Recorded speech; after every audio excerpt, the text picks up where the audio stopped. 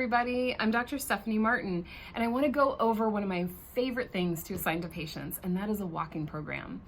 People really underestimate how powerful and how helpful walking can be, especially when it's done consistently. I take care of a lot of people who have had very, very serious spinal injuries for years and sometimes decades. And as they're starting to get their health back, get great results, start feeling really good, they want to get moving. They probably haven't been able to do that for a long time, but they're nervous because they don't want to jeopardize their progress. So a walking program is a natural, great way to get started with that. But it's also good for people of all ages and fitness levels, and even some of my athletes. Sometimes when people are really pushing hard and doing a lot of high training, it's nice to use walking for other reasons. So stress relief is a reason that I'll tell people to start doing a walking program. A lot of us have gotten really shut in this year. A lot of people just professionally focus a lot of time on their computer and a lot of mental activity. And it's really good to just get out of your space, change the scenery, use your body in a way that's not stressful. Studies show that it really helps to boost creativity, elevate your mood, and just improve your overall quality of life. So those are all good things that we all want. You don't have to do it just for exercise. The other thing is family activity. My married family are Canadian, and my mother and father-in-law have a beautiful tradition. They're in the habit of just going for a gentle walk together after dinner. And when we're there, we enjoy that with them. It's really lovely family time, but it's also a wonderful way to integrate on a regular basis activity into your lifestyle.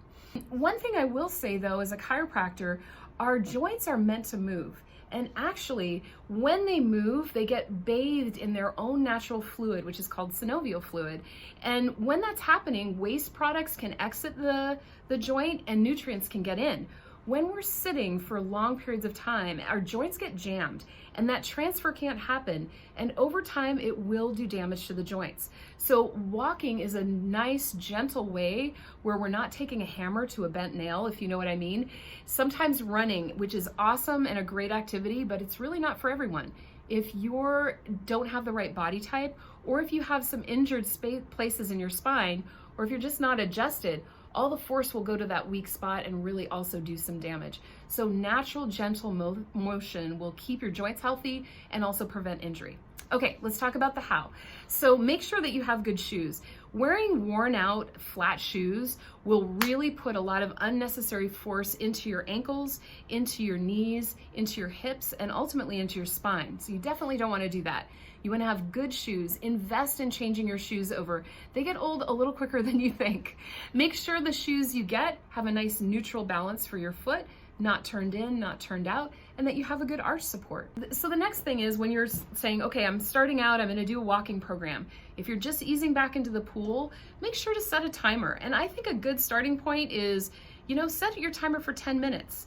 When you're going out, walk out until the timer goes off, then just turn around, set the timer again, and come back. Now you're gonna notice, either you're gonna get back and it's gonna take you longer to get there, or you might feel, wow, that was a lot. I'm a little overwhelmed, I'm a little out of breath. If that's the case, if that's how you feel, then set your timer for a little bit less time and build up to the point where you feel you can handle it.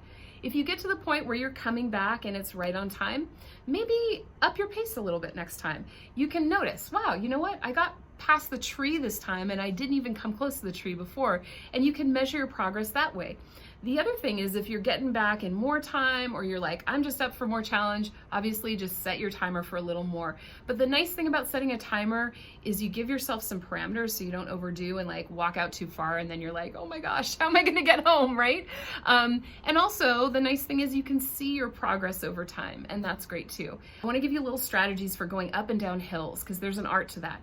Most people, when they're going uphill, they bend into the hill. You don't wanna do that. You want to contract your butt muscles and your hamstring muscles and keep a nice upright posture. With your stepping leg, you're lifting up. With the leg that is your power or pushing leg is the one that's in contact with the ground. You want to contract those muscles intentionally, and that will give you a better workout, and it'll also support the muscles of your spine. So going downhill, most people will tend to lean back. You actually want to stay upright, and if anything, have a slight incline.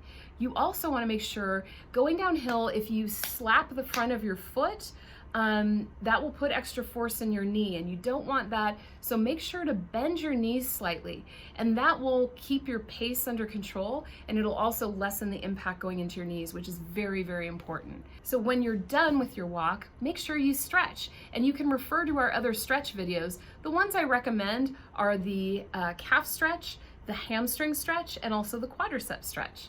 Okay, everybody, let's get walking.